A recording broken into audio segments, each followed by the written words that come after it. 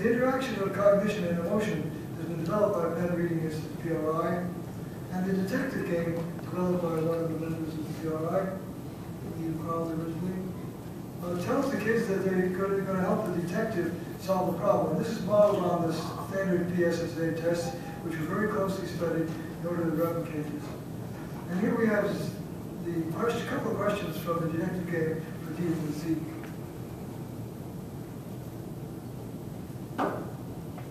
Read the sentence from the story. You should get out of that case and say, Jamal, use your head. I got sent home using my hands. Why was Jamal sent home? His hands were dirty, insulted a schoolmate, got in a fight, wasn't doing his homework. So that's a pretty easy one. But here's a really sentence that's modeled in a very expert way on the PSA question. Which of the following sentences does not show that Jamal's mom wants him to stay out of fights? Boy, don't play the fool. You know, I work all day, so you need to be in school. Jamal, use your head. Do not get sent home from school while obeying the rules. Time to put up your hands. So the right answer involves this double negative, and this is the question. But finally, on the central side, we're talking about what's the main idea of the story. That's fundamental in PSSA, main ideas. Gives you lots of practice. The PRI gives kids a lot of practice in getting the main idea of the story. You should be scared of fighting. You should find a way to deal with tough kids. You should always do exactly as your mom tells you. You should pick fights outside of school. I'll leave it with you to figure what the right answer is.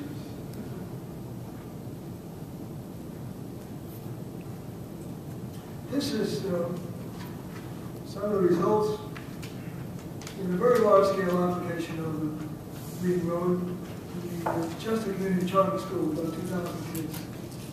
And the comparison is between the Chester CCCS and public school and another small school nearby. We show that percent of proficiency of AYP is much, much higher.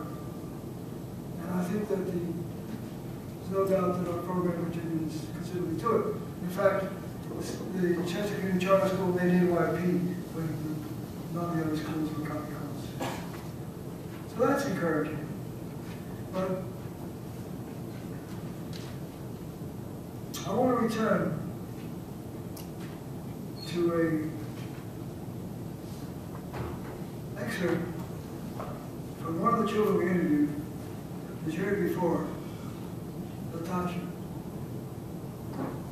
Latasha wears on her neck a necklace with two little pictures, two little emblems of her cousin and her brother, who both were shot dead last year, the year before this.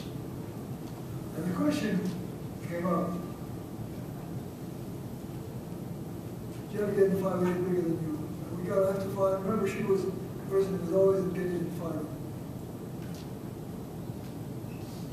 Did you ever get into a fight with a kid bigger than you? Tell me what happened. Well, my brother did, right? And my brother used to smoke cigarettes. And there was some little girl, she a fake Muslim. She go to this school, her name Diamond, and her sister is the boy. And they always used to talk about my brother. He said, he said, that's why your brother did, because he was smoking cigarettes on the corner and stuff, having guns and stuff. My brother do not have guns. All the people, they say my brother was a peacemaker, and they kept on talking about me. They kept on talking about my brother, and I just got to fight with him.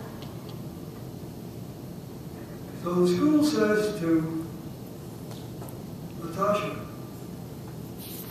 you must not. And she's responding to a much deeper imperative. It's the imperative to give faith to the dead. And we're in a situation to speak for the school and to educate someone in an environment which says that those dead children don't count.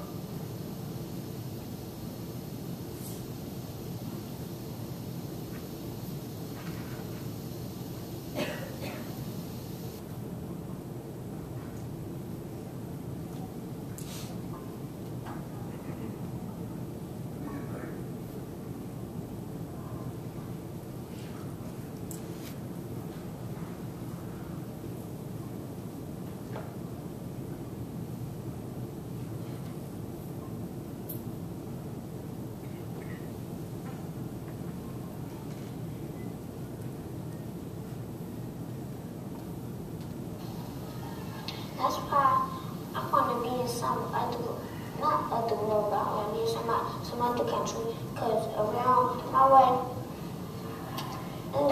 there's drama around my way. And I don't like it around here. I'm not just scared of them, but I just want to move. Like my brother and my cousin did, and they kept on talking about them, so I got to fight with them. One of them was 10, and one of them was 9. Luscious is 7 years old. Her view of the world is one that's hidden from most of the teachers that she deals with. The program, in fact, we even wrote there. Latasha, 7 years old, says, "I'd like to live in some other way."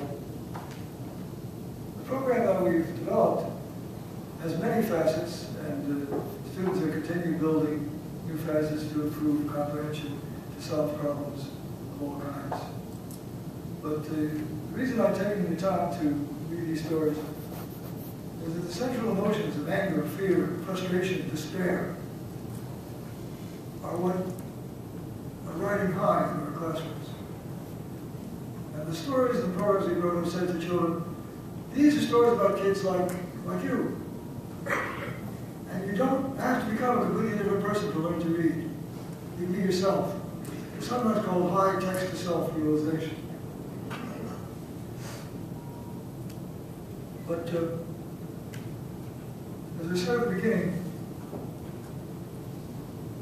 we're using emotion as a tool to engage and interest children, to bring them into the reading world and say that reading is relevant to your daily life, not totally something to be set aside. When children learn to read and they begin to improve, their horizon brightens in many ways, and we begin to develop more positive attitude towards school as a whole. But the technique that I follow here says, as follows John Dewey's idea, let's begin with the child where the child is, rather than try to create a completely different person from scratch. Now, I've come here with, this is my own personal viewpoint. PRI is not the spokesman here, and there are a great variety of points of view of the student organization. And at this meeting, they're going to be possible for us to gather perhaps afterwards, and we can meet some of our students with PRI and ask them questions and see what they're up to. I just wanted to give my personal approach to the question of the relationship of emotions to reading, and hopefully it makes sense to you.